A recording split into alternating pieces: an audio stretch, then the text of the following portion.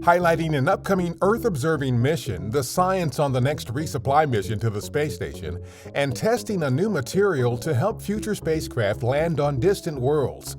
A few of the stories to tell you about this week at NASA.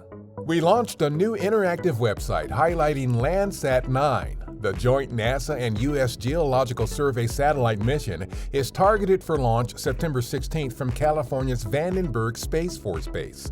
Landsat 9 will continue the program's critical role in monitoring, understanding, and managing land resources, such as agricultural crops, water, and forests needed to sustain human life. For more details, visit nasa.gov/Landsat9.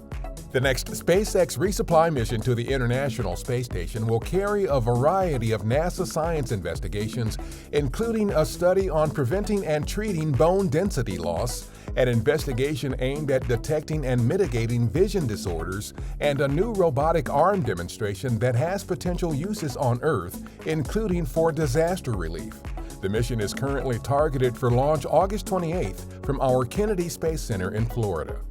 The team working on the umbrella-like adaptable deployable entry and placement technology, or ADEPT heat shield design to deliver science payloads on future missions to Mars and beyond, is testing out a new material called spider weave. It is a woven fabric they think will improve the integrity of the heat shield and make it safer for larger vehicles to safely pass through the atmospheres of more distant locations.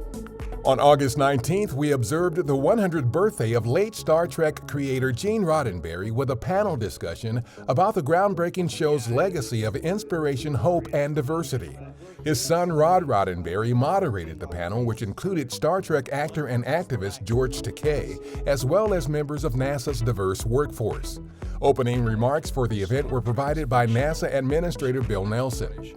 It also featured a 1976 recording in which Gene Roddenberry talked about the impact he hoped the show would have on diversity and inclusion. The whole show was an attempt to say that humanity will reach maturity and wisdom on the day that it begins not just to tolerate, but to take a special delight in differences in ideas and differences in life forms. We transmitted Roddenberry's recorded remarks into space through the agency's Deep Space Network as the panel discussion was happening. Astronomers have spotted a group of young stars and star-forming gas clouds sticking out of one of our Milky Way galaxy's spiral arms like a splinter from a piece of lumber.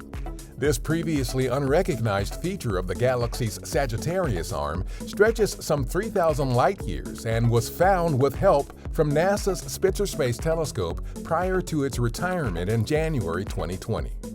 We invited you to join us in celebrating National Aviation Day on August 19th by using the hashtag National Aviation Day to share your celebrations online. The annual observance also falls on the birthday of Orville Wright, the very first pilot of an airplane. Every U.S. aircraft and air traffic control facility uses NASA-developed technology. Learn more about our groundbreaking aeronautics research at nasa.gov/flight. That's what's up this week at NASA. For more on these and other stories, follow us on the web at nasa.gov/twan.